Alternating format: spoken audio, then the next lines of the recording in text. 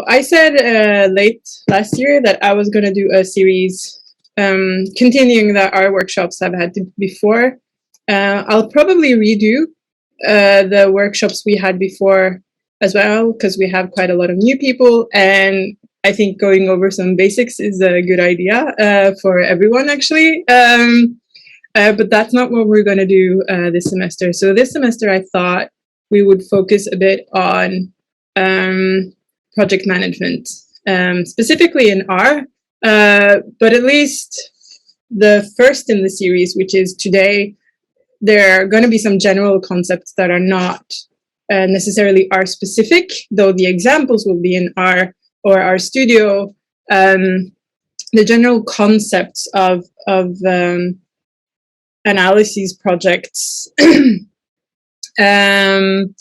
will translate into other languages as well. So it's more like theoretically, how do you build a good project for your collaborators, for future you, and for other people to rerun your analysis from scratch. So today I'm going to be a little less hands-on than I would usually be in a series like this, and I will be much more hands-on in the other parts of the series. But today we're just going to talk a bit more about concepts before I do a general demonstration at the end. And I am not planning on using the full 2 hours, just so you know, so you won't have to listen to me for 2 hours straight. But I'll stick around and we can have some discussion at the end as well. If you have questions as I go, you can just ask. You all know I'm recording now, so if you ask a question, know that your voice will be on the recording. I will try to pay attention to the chat. I can see there's something on there that I haven't seen. Okay, it doesn't matter. It's just Knut eating. That's fine. I will try to pay attention, but if someone notices something important or interesting in the chat that I haven't seen and I've not picked it up, just unmute yourself and interrupt me so I can catch everything. Okay, so why did I decide on doing this series? So in my work here at LCBC, obviously a lot of you ask for help from me, very R-related help, usually in your projects. And when I do this, I see a lot of different ways that people are working that either makes it hard for me to help, or where I can easily see that you will easily lose track of your work or lose vital project information because of the way things are set up. Now, I generally try not to be too opinionated about how other people work. Everyone's brains work differently, so it's a good idea to work in a way that makes sense for you. But I think a lot of the things I see is not related to this is the best way for you to work. It's just the way you've ended up working because you don't know any other way of doing it. So this series is more about me trying to help you think about how you work and try to help you along working more structured, hopefully also to help yourself not lose track of vital project information, and also make it easier for me or others to actually help you when you need it. And on that note, for those who are very interested, I'll give you my slides later, just so you know, with links and everything. There's a video and materials from our Open Sci on their community call on reproducible research that I very much recommend watching. It's 50 minutes. You can have it on the side while you're doing something else or you're waiting for something that makes it possible for you to divide your attention a little bit. It's a nice 50 minutes to watch. And another serious inspiration is a post by Jenny Bryan. So Jenny Bryan is a developer at RStudio and a stats associate professor in Canada. And she wrote this in jest and not particularly in jest at the same time, where she says, if the first line of code in your R script is set working directory, I will come into your office and set your computer on fire. If the first line in your R script is remove list ls, I will come into your office and set your computer on fire. Now, these are things I think I've seen in almost everyone's script, and I did it too before, like, because I thought this was the way to do things. I didn't think there was a better way, and especially this rm list ls, I think comes for everyone that's worked in MATLAB before. This is a very familiar thing to do, but it doesn't do the same in R as it does in MATLAB, and I will go through why it's a bad idea of doing this, and that there are better ways to go about this. So while I will not set any of your computers on fire, know that if you do these two things, it's actually harder for me to help you as well. So we'll go through that. So why do we care about project management? I think everyone who's worked on a project over a longer time, especially when your review comes, and you need to start doing things over again because the reviewers are asking you all sorts of questions of rerunning this, taking away that person and rerunning that. And you pick up all your scripts, you think you've done everything right, but nothing runs as you expected anymore because things have changed.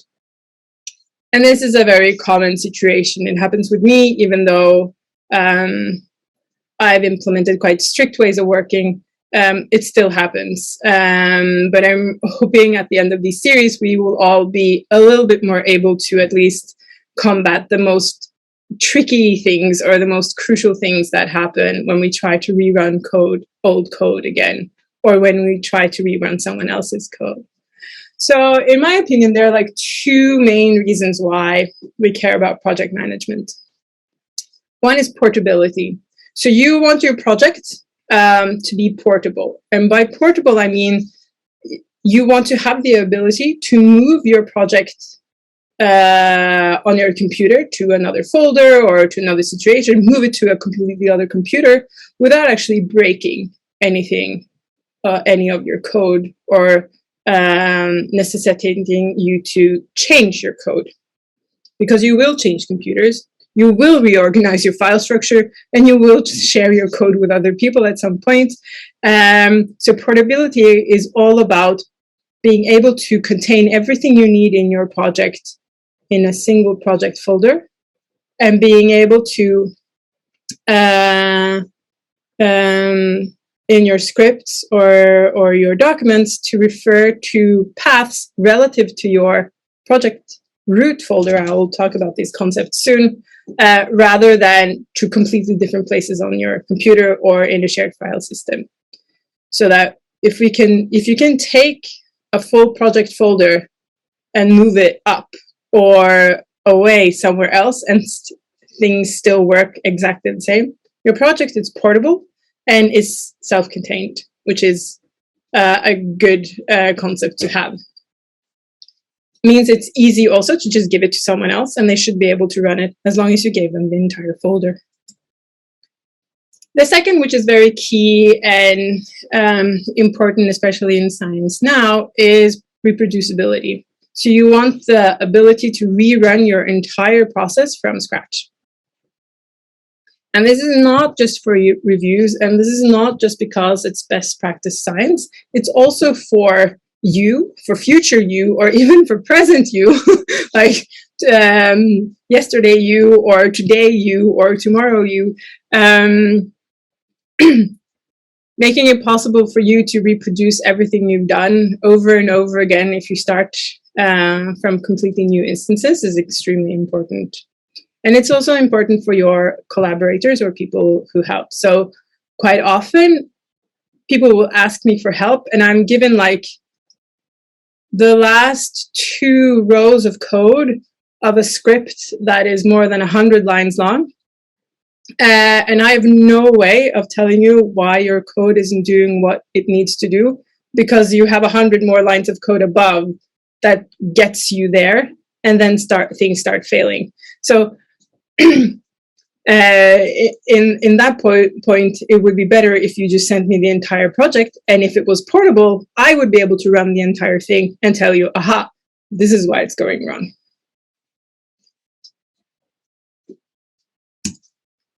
So in this series, we're going to talk more about projects today, and specifically about RStudio projects.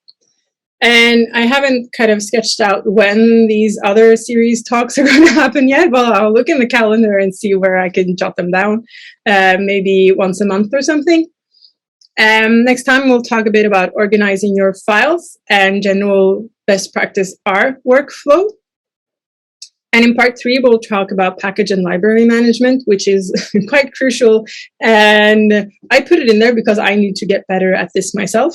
So by forcing myself to have a talk to you guys about it, I'm forcing myself to learn more about it myself. So I'm hoping that's going to be good. And in part 4, we're going to have a Git and GitHub crash course. Now, this is going to be a super crash course because there's no way I can teach you everything you need to learn about Git and GitHub in an hour and a half, 2 hours. But hopefully I will get you to a place where you're able to understand the key concepts and be able to apply it. And I might rearrange this. I might decide on something else in the middle, depending on how we progress with the series. But this is like where I want us to go. Okay, so let's talk a little bit about self-contained projects. So this is about portability. So a self-contained project contains all necessary files for an analysis or a paper. Very often, I would say for the setting we are in, it will be for a paper. Like you have one project per paper, not like one project for several papers in a series. Do one project for a single paper, contain it all in there. And it should contain all files necessary. So it should include the data, the results, documentation, scripts, and even the manuscripts if you want. It doesn't have to be an RStudio project. If you're working in R and you're using RStudio, an RStudio project is a great way to do this. There's a lot of built-in tools that make RStudio projects very convenient when you're anyway working in RStudio and in R. If you're working in R and some other code IDE like VS Code or even Emacs or Vim, your pleasures, there are ways of doing the things I'll be talking to you about today without using an RStudio project. RStudio projects are just a good implementation of this. And I know that all good developers I know, they already work within self-contained projects. Like everything you need to reproduce their project is contained in a single folder structure. So it doesn't have to be RStudio projects, so that's what we're gonna focus on because that's where we are. And self-contained projects, in my opinion, does not use set working directory in R because all paths are relative to the project root folder. And the root folder of the project is basically just the main project folder. So if you have a project called My Analysis, you have a folder called My Analysis and all your files are in there, then the My Analysis folder is your root project folder. You don't use rmlist-ls because all the files you create should be created to be run in a fresh R session. I will talk about why very soon. You don't use install packages directly in your scripts because you don't want to force anyone that runs your script to suddenly install packages on their computer when they didn't actually want to. They might not want to update their packages. They might want to put the packages for this project in another folder, or don't force people to run your script and install packages. I will talk to you how to avoid this soon. And some R-specific behavior is set to not save your environment on exit and never to load previous environment when opening R. So I'll go through all of this step by step. Now, why we don't want these things and how you can avoid them. So set working directory tells us that you're not working in a portable way. If you set working directory, it means you've given a complete path to where our kind of home working directory is. This is very common. This is like the base R way of doing things. And it was made to work this way. The problem is that it will only work for the user that created the file. On the file system, this file was created on. Everyone else that tries to run this file, or the user themselves tries to run this file on another computer, they'll have to change this path or any other path that might be set there. So the only place I can think of where there's definitely a case for using set working directly, and that is on TSD, but I'll not cover that. But the reason we can do it on TSD is because TSD has a single file system that is shared by all of us. So a full path on TSD is the same for all of us users on TSD, so you wouldn't have to change the path there. So that's the only thing I can think of. In any other case, I don't want to see set working directory. So it's not portable, so whenever we move it, whenever we send it to someone else, they'll have to change the paths to make it work. And we don't want to give, like, if you're asking someone to help, you should make it as easy for them as possible to help you. And if you're using set working directory in multiple files, and you're maybe working on multiple files at the same time, it increases the likelihood that work from other processes, our processes, are going to leak into your current work. So if we keep switching between scripts that set working directory here and there, suddenly you're working on something and you forgot to change the working directory to where it should be now, and suddenly you have contamination between your workflows, and your work will be hard to reproduce. So how do we deal with paths in R if we're not going to set working directory? Because this is what we see everywhere. Like every tutorial tells us to set working directory. And here I'm telling you, I don't want to see it. So how do you deal with it? Here is the case for a package called here. So what's great with the here package is that if you have a clear folder where your entire project is, and you use the here package, so if it's an RStudio project, it knows where your root is. There are several other ways of indicating where the project root is if you're not in an RStudio project. I'm not going to cover that, but if you want to figure that out, just ask me. I will tell you exactly how to do it. It's super simple. But what here does is, by using the function here in parentheses, it will tell you where the root of your project is. No matter if your script is nested like 5 folders into the project structure, it knows that the root of my project is on top. It's where our project file lives. So all files you reference that let's say your script is 5 folders into the project and your data is on top, so you need to somehow go like 5 back to find it, and that's annoying. You can just say here and then the data file, and then it will find it. And I will show you a little bit how that works. So for instance, this is made in the project that made this talk. So this talk is made in an R project called Talks that I have on my computer, that I have all my talk slides in. So when I call library here, I load it and I ask where here is. This is the full path of where this project lives on my computer. And if I gave you guys the entire project folder and you ran this again, and I don't know, you put it in your downloads folder, it would, for instance, say users Stine downloads talks. Because it would know, because of how the project is set up, it would know immediately that, oh, this is where my root folder is right now.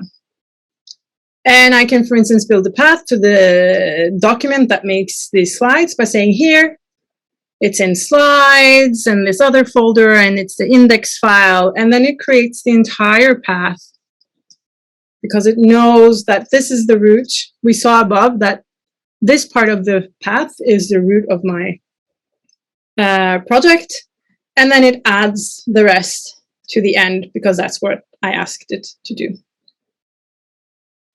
And no matter who has this folder, this piece of code will run the same, but where the root of the project is will change depending on who runs it. But no one needs to change anything. No one needs to change any code to make that run. That's, in my opinion, pretty convenient. And if I, for instance, ask it to list all the files in here, which is the root folder, it gives me all of the files I have in the root folder of this project, which don't make any sense for you guys, but these are the files that are in my project root folder.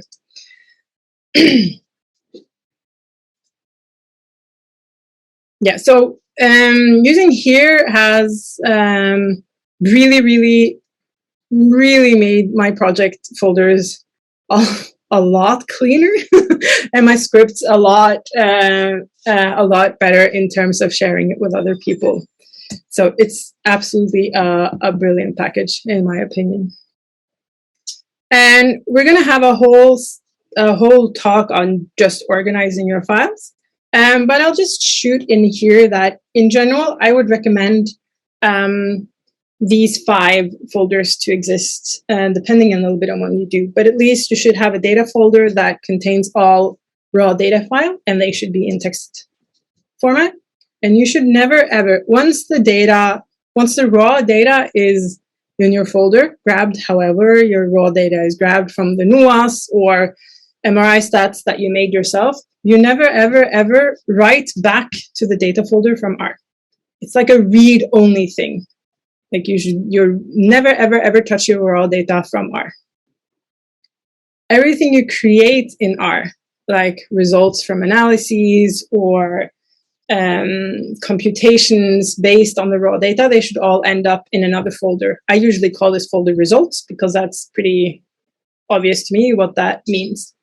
Oh yeah, if you have data from us and you do have a data folder and you're using Git, we'll get back to Git later. For those of you who already know these concepts, make sure you never, ever commit real data to Git history. Please just don't do it. Because we don't want the data accidentally to end up online. That would be really bad. So just as a side note, and we'll cover why later. You might have a docs folder. I very often have a docs folder where I have documentation and R markdown files. I very often have an R folder, though this is a very special instance. I don't know how many of you make specialized functions in R. I do that a lot. Like I make a function in R that I use in several scripts or in several other documents. These live in R. If you don't make your own specialized functions, you don't need this folder, but it's a kind of standard based on package development. And then at last we have the scripts or analysis. Like if you want to call it scripts or analysis, that depends a little bit on you. I usually prefer calling it scripts. And these are all my files with like full pipelines of a full analysis, if I don't do that in an R markdown file. In addition, you might want to consider adding a couple of more files, like a README, which should tell people what the content of this project is. Like, what is this project and how do I use it? What should I be looking for when I'm looking at this project? What do I have to deal with? Think of it as like someone trying to understand what your project is about, and wants to reproduce what you're doing. Think that you're sending your entire project to me and you don't have time to write like a full thesis of what this thing is. If you've written a decent README, I don't need you to write like a full thesis of what what this project is about. You can go, hey, I'm struggling with the script called this online, blah, blah. Can you see if you can make it work? And based on your README and your entire project folder, I should be able to figure it out, hopefully, if you've done your work meticulously. Description is nice to have, and we'll see a little bit about it later, which is a very R-specific thing. So if you're not doing anything in R, a description file doesn't make any sense. But it's an R standard way of documenting dependencies and stuff like that for a project. And we'll talk about that another time, but it could be nice. And if you're planning on putting things online, like on GitHub, which many of us are doing more and more, make sure you have a license to dictate how the code or the content can be used, and a citation file. I'll not cover that now, but if you need advice or discussions about this, just contact me and we'll figure it out. Especially if the code is something that's accompanying a paper.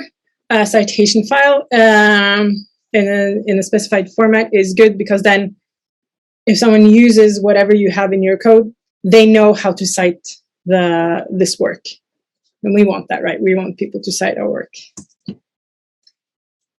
Okay, so let's talk about reproducibility. So what's wrong with RM list ls? We've all seen this. Everyone who's worked in R or has Googled R issue things has seen this line of code. And a lot of us have start our project with that. At least we did at some point. But what's wrong with it is that it only removes visible objects in your R environment. It doesn't remove your libraries. So all libraries you've loaded remain loaded in the series you've loaded them. So if you want to run your process from scratch and you loaded a library that you didn't put in your script, you didn't put the library call in your script, you won't be able to reproduce the process. If you load your libraries in your script in a different order than you did when you ran it, again, you can have problems in running the scripts, because packages can have functions with the same names, and the last package you load will mask any other package with that same name function. We see this a lot when we load the tidyverse, because there's, in base R, there is, no, not in base R, in the psych package, there is a function called select. And in the tidyverse, there's a function called select. These two function do very, very different things. So depending on how you load your libraries, the one will mask the other. And these will, if you just RM list ls, they will remain loaded as you have them. And if that's not the way you've done it in your script, then things might end up differently, or you have errors that you didn't have when you were writing the script. All hidden objects remain loaded. So any object that starts with a dot, like dot data, you actually can't see in your environment, they're still there. So if you made something like that, I don't think a lot of people on purpose make these objects, but we can all do mistakes, right? They'll remain there, and they might bug your code, because maybe something you wrote depends on it existing, and then when you try rerunning it in a day or two, it's suddenly not there, and you have no idea why things aren't working. And lastly,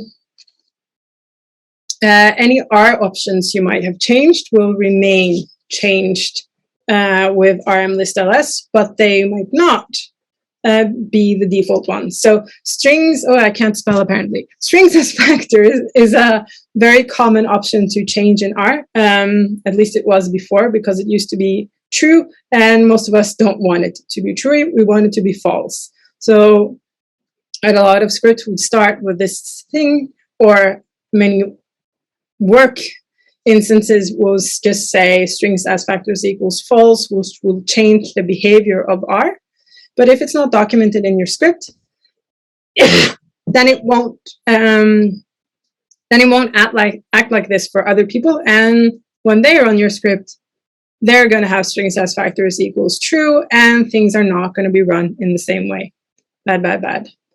So okay, so RM list ls, I hope I've convinced you, it's not the way to go. It's not doing what you wanted to do, because what you want to is start in a clean and fresh R session. That is what you're after. you're after no libraries, you're after no option set, you're after no environment variables. So how do we do that? Well, you start in a fresh R session. So how do we make sure that R starts in a fresh R session when we ask it to? So if you're using, there are two default behaviors of R that we need to change, because our core is probably never going to change them for us. It's just, it's been around for 20 years. I can't imagine them changing it now. And is that usually R will by default save your working environment on exit and load it on startup, meaning you never start in a clean session. You always start with some data that you worked on some other time. And we don't want that. We want to start completely clean. So we need to change R's behavior. In RStudio, you can do that by going to the options on top, tools, global options, and general, and make sure you tick off the box that says restore previous environment on startup. And you want to change the drop-down menu that says save environment on exit to never. Just never save it. I'll show you soon. If you're running R from command line, you should run R with R, no save, no restore data. And if you're regularly starting R from command line, you should just change the alias of R in your bash or in your profile RC, for those who know what I'm talking about. R also has this thing called an R profile. If you don't know what it is, that's great, because usually you don't want to do anything with it. But if you use it for some reason, make sure that you don't put things in it that affect how R code runs. If you do have an R profile and you want to know if it might be messing things up, just ask me and I will have a look at it and tell you what's good or bad. And then work habits. You want to restart R often while you work. I usually restart my R around every 10 minutes, which means I have a completely fresh working environment, no libraries loaded, no objects in my environment, nothing, every 10 minutes, and I start rerunning everything from scratch. Because if I do it every 10 minutes, and I get somewhere in my script that it fails because I forgot to document something, there's a higher probability that I will remember what I did the last 10 minutes than what I did yesterday. When I try to run it again and then suddenly I can't do it. So there are thankfully ways to do that quick. If you're in RStudio, you can go to the top bar where it says session and then find the spot that says restart R. Or you can do like I do, like really just learn the keystrokes for it by heart. I know them so by heart that I do it without thinking about it anymore, which is on a Mac, Command Shift F10, or on a Windows or a Linux Control Shift F10. And it will restart your R session, everything's clean and fresh, and you start from the beginning. If you're running from shell, you're going to need to exit R with Control D and then restart R again. So what we want is to often, okay, you might not want to be so OCD like me and every 10 minutes, but I find that my memory is usually not that good for longer than that when it comes to coding. So every 10 minutes is good for me. So I want you to think about what your code is. So your code should contain everything your working environment creates and all of the output you create from it. So your raw data is fine. You don't need to, I mean, if you can script grabbing your raw data, you can do that. If you're working with a nuance on TSD, for example, we can do that. And that's a good way of documenting exactly what raw data you're grabbing.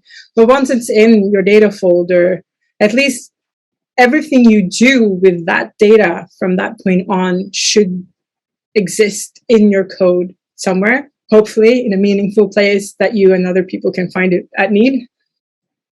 But it should, everything you need to create whatever is in your working environment or as an output should always be in your source code somewhere. And you ensure this by restarting your R often so that you can catch the changes that stop you from reproducing your environment. So you ran a bit of code, but you didn't actually put it in your script. But that's stopping you from actually getting the data you need or whatever to run the analysis you're after. So you can catch it and say, oh, right, I need to copy that into my script so that I actually do it. And you remember what you did 5 minutes ago, but you probably won't remember it in 2 days. Like that is at least I don't trust my memory that far back when it comes to coding. So yeah. And then you might ask, what about output that takes a really long time to create? Like, what do I do with that? Well, what you should do, like if you have an analysis that runs like for days or even like for more than 5 minutes, I mean, I don't want to wait 5 minutes every time I like restart my process. That's super annoying. When I start my process again every 10 minutes, that's like 50% of my time that I'm doing nothing. And that's just ridiculous. So what you should do is isolate bits of code that require a lot of computing time to be run on demand or on need. Write the results into a results folder as text or as our data file. And then your other files can access the results and use those directly instead of having to reproduce them all the time. So if you change your data set or wherever, yes, you'll need to remember to go in there, rerun the analysis and start over. But you should like write that in your script, right? Make sure to change, rerun this if my data change, or rerun this when whatever, so that you remember when you should do that. And you don't have to rerun it absolutely every time something, every time you make a small change that has nothing to do with that data. And then install packages. So quite often I see that at the top of any project. Install packages, and then you install all the packages you need. Which is fine and dandy to like document, or if you know that I'll be running this at home on another computer, so I'll just put the code here so I remember to run it when I go home. But if someone tries to run your script as a whole, you're forcing them basically immediately if they're not paying attention to install all these packages, and they might not want to. So don't force other people to install your packages without their expressed intent. But you can absolutely have that line, those lines of code in there. Just put a hashtag in front of it, which is an R comment. So it won't run by default by everyone who's running the script, but they can easily run it if they want to and need to. But then they have decided that they want to do this, right? Rather than you having decided that for them. And in the later series, and the later talk in this series, we will talk about alternate ways of dealing with package dependencies in your project rather than using install packages. So we'll cover that later. So just like to sum up, project workflow means that all necessary files for a project live in the project, are contained in the project, and are referenced relative to the main project folder. All necessary outputs are created by code in the project. All code can be run in fresh sessions and produce the same output every time. And it does not force other users to alter their own work setup in any meaningful way. Which means that if you cover all these things, you can send your entire project folder to someone else and ask, hey, I am struggling with the line in this thing. Can you run everything and see if that works for you, or figure out what's going on for me? It's a bit of a like help me help you situation. The more information the person that's trying to help you has, the easier it is for them to help. And the absolute best is to actually have the entire file and project so they can run through it and know that they're in the same kind of setup as you are. So now I've talked a lot. So before I go to a demo, any questions or feedback, or like you're like, oh man, I cannot possibly do this. Thoughts you have so far?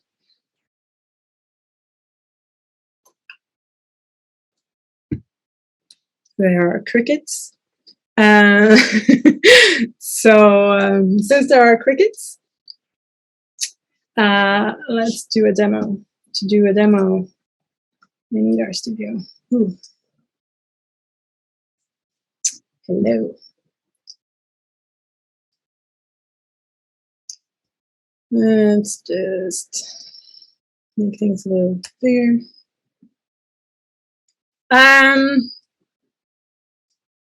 I should probably, well. So this is, we're in my talks project. We can see that we're in my talks project because on the top right-hand corner of RStudio, there's this little blue R icon, and next to it, it says talks. That's RStudio speak for, hey, you're in the talks project. And in the drop-down list here, we can actually see my 10 most recent projects that I've been working on. And I can choose for them if I want to hop to something else. And I am going to hop to something else because I'm going to start a new project. So you can see how I would go about starting a new analysis project. And if any of you are on a dual computer setup and want to tag along, this is the point to do that. So you can kind of get a feel for yourself of how setting up a project in RStudio can be. Oh yeah, by the way, another good thing about RStudio, working in RStudio project, is that you can have several RStudios open at the same time if you're working in projects. If you're not working in projects, all files will always open in the same RStudio, which is where you're going to have problems with your workflow bleeding into each other. While when you have several projects open and you're working simultaneously on them, because that's what we do, right? We multitask probably a bit too much. At least you'll have them very distinctly separated so they won't bleed into each other in the same way. So we're going to create a new project and we're going to create it in a new directory. If you already have a directory with a project, maybe it's not set up perfectly yet, but you have like a folder and you're happy with it and you might want to reorganize it, but you want to continue using that folder, just choose existing directory. I'll create a new directory and I'm going to set it up as an R package. Now you could choose it just as a single project, which is totally fine. The difference is that then the R package would set up a couple of folders and files that are nice to have, especially if you're going to put things online, like on GitHub, which is what I would usually always prepare to do. So I like starting as an R package. We're going to give it a name. I'm going to call it workshop. I'm going to call it project because I think I have, oh yeah, can't use underscore, use it all, because I have another workshop project. And then because I don't want to close my current project, I want my talks project to still exist, I'm going to ask it to open up in a new session. And that means I'm going to have another RStudio window. And you can choose to make it a subdirectory of something. I already have a folder on my computer called workspace that has a subfolder called LCBC. So all of my like LCBC work folder thingies always go in there. So that's where I'm going to create this folder.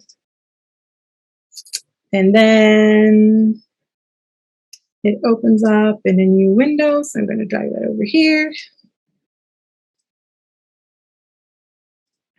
And I have a new project. There you see the top right-hand corner has changed. It's called workshop.project. proj now instead of talks, because I'm in another project. I can look at my files.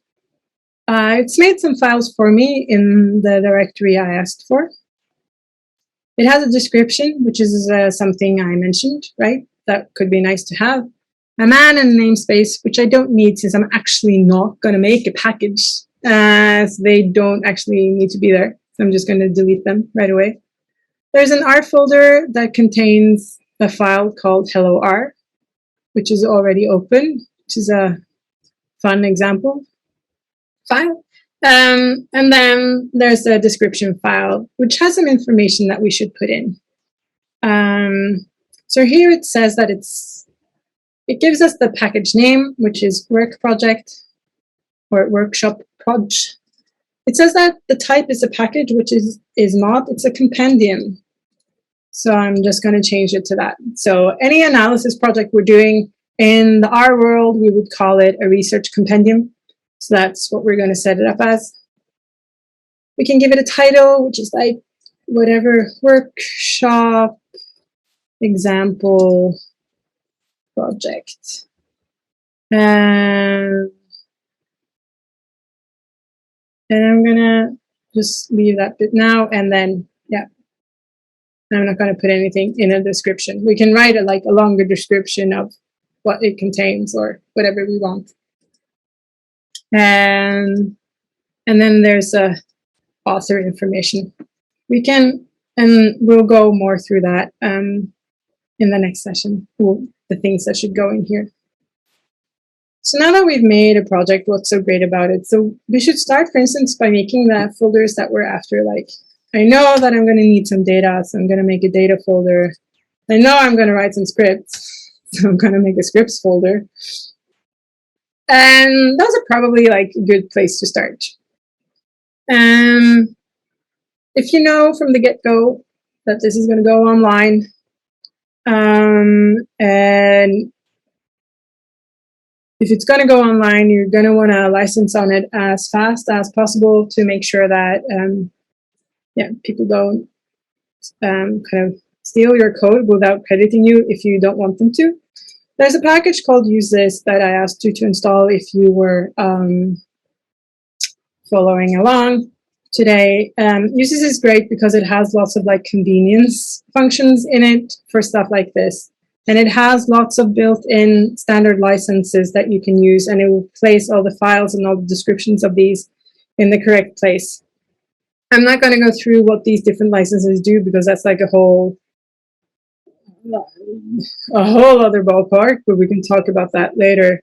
I usually, for science stuff, put in an MIT license, which means people can use and alter the code, but they should credit me as like the as a person who owns the original code. So at least I get some citations. So by choosing that, a couple of things happen, and use this tells us exactly what happens. It's making sure that the active project is set to the project we're in. It adds information in the license field of the description file. So before it said no license, now it says MIT plus a license file. It creates a license file and a license markdown file that we can have a look at.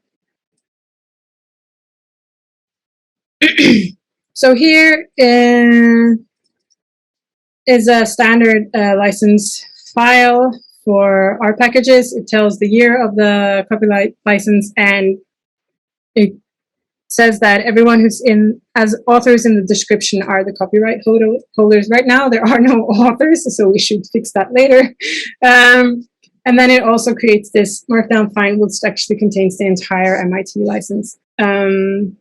So no one can say that they didn't know what the license was if they tried to use our data. And from here, we can do anything. For instance, if we call library here, it will tell us the first time we use it that here starts at this project folder. So now we know that whenever we use here to find our files, wherever we are, within this project somewhere, it will always start searching for the files from the project root. So for instance, if I make a file, let's just make a file in the data folder, no, in the scripts folder called, I don't know, some script. My brain could not think of anything better to call my script than some script. So if in my script I say I want to load here, and I want to find the file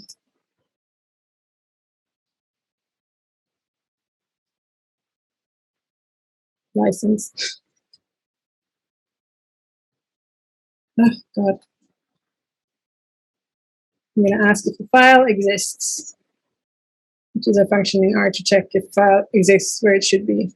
Didn't I spell license correctly? No, I did not. I never spell license correctly. And it says that it's there. It will probably, it'll still say that the file exists if I just say license, because while I'm running everything in RStudio, I am still, the working directory of where I am is where here is, basically. But if I try to run some script from the command line, so I'm in a terminal now, so let's, meaning that, for instance, if someone is working on these files and they are not working in RStudio, they're working in something else, they go into the scripts folder, and there is some scripts. And I'm going to run some scripts. I can't spell. Oh, there we go. Oh, I didn't even spell some script correctly. It said scum script. That's nice. The first output is true because I used here. And the second output is false because this doesn't use here. And if I don't use here, it thinks it's running from the folder where the script lives, which is not in the project root folder, it's in the scripts folder. So by using here, I've made sure that whoever is running this, even if they're not using RStudio, it will still look for the file in the correct spot without anyone having to change the paths of anything. And I can move this. So let's say I'm gonna close the project.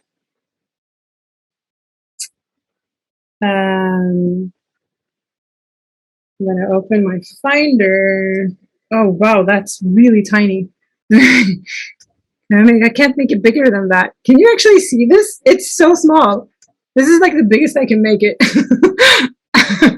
I go into LCBC, and here's a folder called Workshop Project. So this is the folder we made. So let's say I move that into my Downloads folder instead.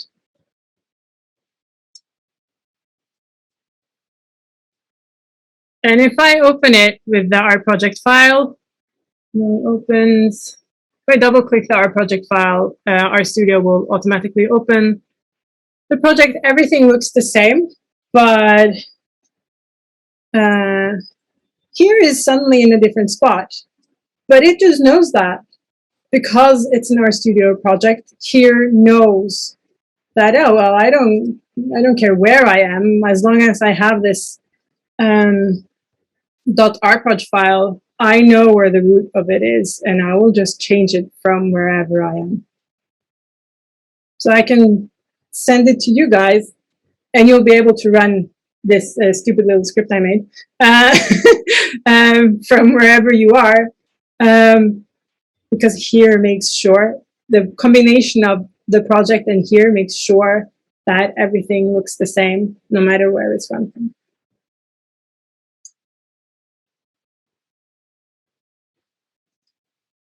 So